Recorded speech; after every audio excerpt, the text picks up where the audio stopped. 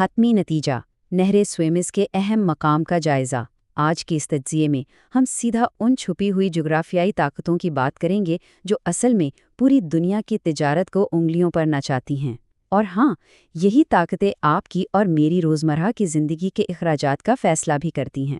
ذرا سوچئے، دنیا کے نقشے پر موجود ایک بالکل چھوٹی سی پتلی سی پانی کی لکیر ہماری مقامی دکانوں اور ہماری جیب پر کتنا بڑا اثر ڈالتی ہے۔ چلیے دیکھتے ہیں کہ یہ سب کیسے ہوتا ہے۔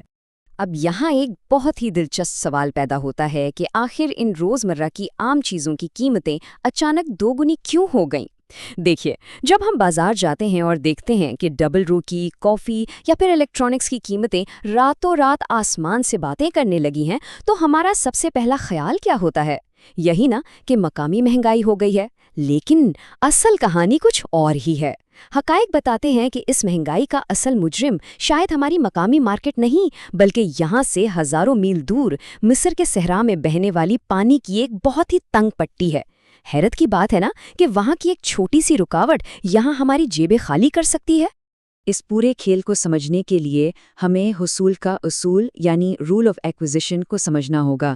یہ مشرق وسطی سے گزرنے والا ایک ایسا تجارتی شارٹ کٹ ہے جہاں خطرہ بہت زیادہ ہے لیکن منافع اس سے بھی کہیں زیادہ ہے۔ ہزاروں سالوں سے یہ بات طے ہے کہ جغرافیہ ہی فیصلہ کرتا آیا ہے کہ کون امیر ہوگا اور کون نہیں۔ مثال کے طور پر قدیم مصر کو ہی لے لیجئے، وہ اتنی عظیم تہذیب کیسے بنے؟ کیونکہ انہوں نے اس ہائی رسک ہائی ریوارڈ راستے کا پورا فائدہ اٹھانے کے لیے اپنی خوراک اور دفاع کو بہترین طریقے سے منظم کر لیا تھا۔ وہ سمجھ گئے تھے کہ اس شارٹ کٹ میں ہی ان کی قسمت چھپی ہے۔ اب اگر ہم پرانے تجارتی راستوں کا موازنہ اس مشرق وسطی کے جدید شارٹ کٹ سے کریں تو فرق بالکل واضح ہے۔ پرانے وقتوں میں سمندری جہاز حفاظت کے لیے بالکل ساحل کے ساتھ ساتھ چلا کرتے تھے۔ یہ طریقہ محفوظ ضرور تھا لیکن بہت بہت سست۔ اس کے برعکس نہر سویز کا شارٹ کٹ دیکھیے، یہ پورے بر اعظم افریقہ کا چکر لگانے سے بچا لیتا ہے۔ اس ایک چھوٹی سی نہر کی وجہ سے سفر کے کئی ہفتوں کی بچت ہوتی ہے اور ساتھ ہی ساتھ ایندھن کی مد میں لاکھوں ڈالرز بچ جاتے ہیں۔ وقت اور پیسے کی یہی وہ عظیم بچت ہے جو اس جگہ کو دنیا کی سب سے قیمتی جائیداد بناتی ہے۔ چلیے جلدی سے تاریخ کے اہم ادوار پر ایک نظر ڈالتے ہیں۔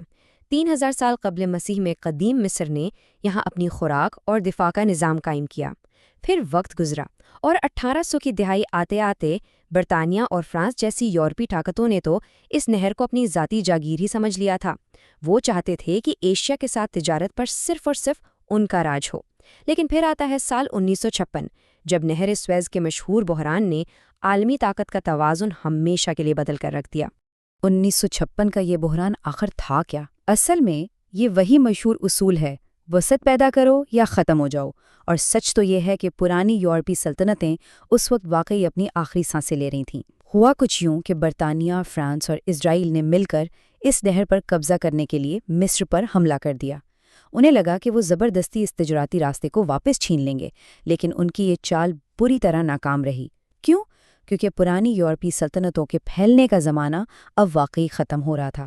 اس ناکامی کے نتیجے میں دنیا نے ایک بہت بڑی جغرافیائی سیاسی تبدیلی دیکھی۔ اس وقت کی نئی ابھرتی ہوئی سپر پاورز یعنی امریکہ اور سوویت یونین نے اس معاملے میں مداخلت کی اور ان حملہ آور فوجوں کو وہاں سے نکلنے پر مجبور کر دیا۔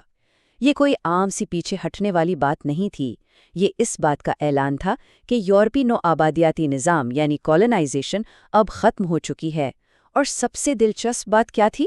وہ یہ کہ اب عالمی تجارت کی سب سے بڑی چابی یعنی ایک بہت بڑا اختیار سیدھا مصر کے ہاتھ میں آ چکا تھا۔ اب آپ آج کے جدید دور کی مثال لے لیجئے۔ آپ کو وہ ایور گیون نامی دیوا ہیکل جہاز تو یاد ہی ہوگا جو اس نہر میں پھنس گیا تھا۔ جب یہ نہر محض چند دنوں کے لیے بند ہوئی تو دنیا بھر میں ایک خوفناک ڈومینو ایفیکٹ یا سلسلہ وار اثر شروع ہو گیا۔ ہوا کیا؟ عالمی سپلائی چین پوری طرح جام ہو گئی۔ دنیا بھر میں تیل کی سپلائی روک گئی، سمندروں میں کارگو جہازوں کی ایسی لامتناہی قطاریں لگ گئیں جس کا کوئی انت نہیں تھا۔ اور تو اور امریکہ سے لے کر یورپ تک کی فیکٹریوں نے اس کا معاشی دباؤ فوری طور پر محسوس کیا۔ ایک چھوٹی سی رکاوٹ اور پوری دنیا کی تجارت کو بریک لگ گیا۔ یہ سب سمجھنے کے بعد ذرا ان ملکوں کی بقا اور سروائیول کی حکمت عملیوں کا موازنہ کرتے ہیں۔ ایک طرف دیکھیے سعودی عرب کو، وہ ملک کے اندر اشرافیہ اور عام شہریوں کی ضروریات کو بیلنس کرنے اور استحکام کے لیے اپنی تیل کی بے پناہ دولت کا استعمال کرتا ہے۔ لیکن دوسری طرف مصر کا طریقہ کار بالکل مختلف ہے۔ مصر اپنے ملکی اور علاقائی دبدبے کو قائم رکھنے کے لیے اس نہر سویز سے آنے والی بھاری آمدنی اور اس کی اسٹریٹجک اہمیت کا استعمال کرتا ہے۔ یقین مانیے، مصر کے لیے یہ نہر پیسہ چھاپنے کی مشین اور علاقائی طاقت قائم رکھنے کا سب سے بڑا ہتھیار ہے۔ تو گھوم پھر کر بات وہیں آتی ہے، دنیا کے سب سے اہم گروسری بل کو کنٹرول کرنا۔ ہمارے اس پورے تجزیے کا نچوڑ یہی ہے کہ جب تک اس دنیا کو کھانے پینے اور تجارت کی ضرورت رہے گی، جو بھی ملک اس نہر سویز پر کنٹرول رکھے گا، در حقیقت وہی پوری دنیا کے حتمی گروسری بل کو بھی کنٹرول کرے گا۔ یہ کوئی عام سا پانی کا راستہ نہیں ہے، یہ ہماری عالمی معیشت کی ایسی شہرگ ہے جو طے کرتی ہے کہ آپ کی روزمرہ کی چیزیں کل کتنے کی ملیں گی۔ آخر میں ہمیں ایک لمحے کے لیے رک کر ضرور سوچنا چاہیے، کیا واقعی ہم ان خاموش اور پوشیدہ معاشی مقامات کی طاقت کو سمجھتے ہیں جو اس پوری دنیا کا پہیہ چلا رہے ہیں؟ اگر ہم واقعی معاشرت کو سمجھنا چاہتے ہیں تو ہمیں سیاسی بیانات سے آگے دیکھنا ہوگا اور ان زمینی حقائق پر غور کرنا ہوگا۔